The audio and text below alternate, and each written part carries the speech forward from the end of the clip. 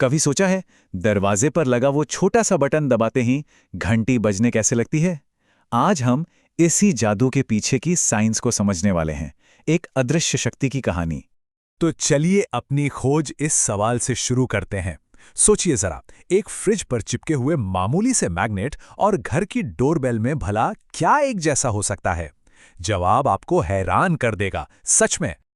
अच्छा, तो इस पहेली को सुलझाने के लिए हमें सबसे पहले चुंबक की दुनिया में उतरना होगा। चलिए एकदम बेसिक से शुरू करते हैं। चुंबकत्व ये एक ऐसी छुपी हुई ताकत है जो कुछ खास मटेरियल्स को, जैसे लोहा, अपनी तरफ खींचने की शक्ति देती है। यह एक ऐसी शक्ति है जो या तो चीजों को पास लाती है या फिर दूर धकेलती है। अब देखिए, हर चुंबक के ना कुछ पक्के नियम होते हैं। इसके दो सिरे होते हैं, एक नॉर्थ और एक साउथ, और ये बिल्कुल डांस पार्टनर्स की तरह हैं। उल्टे सिरे एक दूसरे की तरफ खींचते हैं और एक जैसे सिरे एक दूसरे को दूर भगा देते हैं। और हाँ, सारी ताकत इन्हीं कोनों पर होती है। अब सवाल ये है कि ये जो ताकत है, ये महसूस कहाँ तक होती है? तो ये चुंबक के चारों ओर एक खास इलाके में काम करती है, जिसे हम कहते हैं मैग्नेटिक फील्ड। ये आप कह सकते हैं वो दायरा है जहां चुंबक का असर दिखता है। इसे समझने का एक और मजेदार तरीका है, सोचिए कि ये किसी राजनेता का इलाका है ना? उस इलाके में उनका पूरा दबदबा होता है, उनकी पावर महसूस की जा सकती है। मैग्नेटिक फील्ड भी ठीक वैसा ही है, चुंबक का अपना असर वाला एरिया।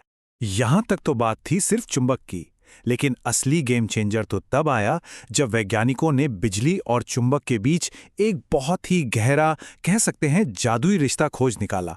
और यकीन मानिए, इस एक खोज ने दुनिया ही बदल दी।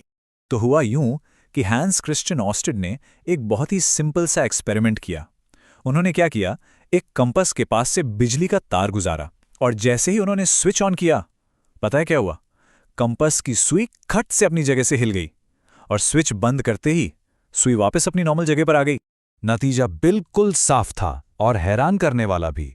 बिजली का करंट अपने चारों ओर एक मैग्नेटिक फील्ड बनाता है। मतलब ये सिर्फ बिजली नहीं थी, ये तो एक तरह का चलता फिरता ऑन ऑफ होने वाला चुंबक था।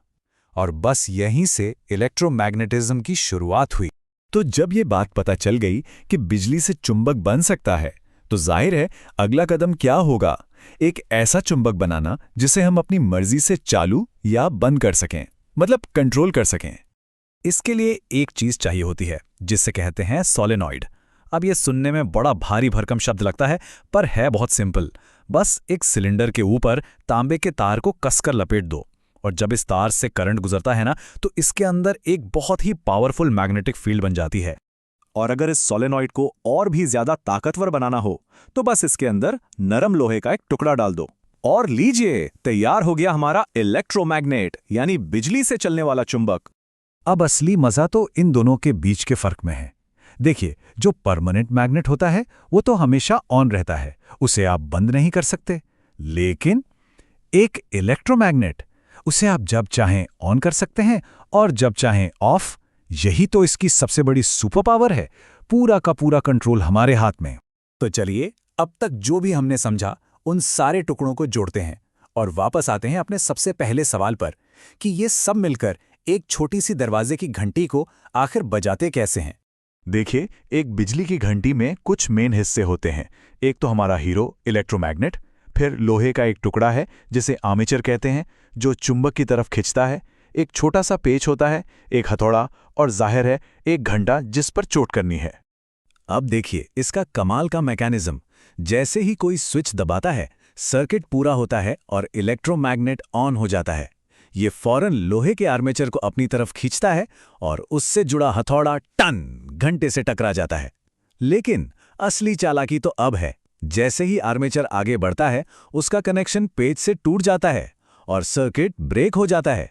अब क्या होगा?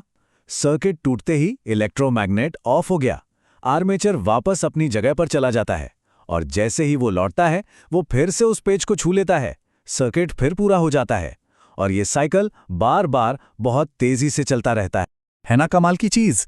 बिजली की घंटी असल में एक बहुत ही स्मार्ट मशीन है। वो एक इलेक्ट्रोमैग्नेट का इस्तेमाल करके अपने ही सर्किट को लगातार ऑन और ऑफ करती रहती है, और इसी वजह से हमें वो लगातार बजने वाली आवाज सुनाई देती है। तो फ्रिज मैग्नेट और डोरबेल में जो कॉमन चीज है वो है इलेक्ट्रोमैग्नेटिज्म।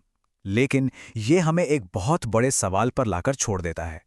अगर बिजली का एक मामूली सा करंट इस तरह की हरकत, इस तरह की गति पैदा कर सकता है, तो जरा सोचिए कि ये अदृश्य शक्ति और क्या-क्या कर सकती है।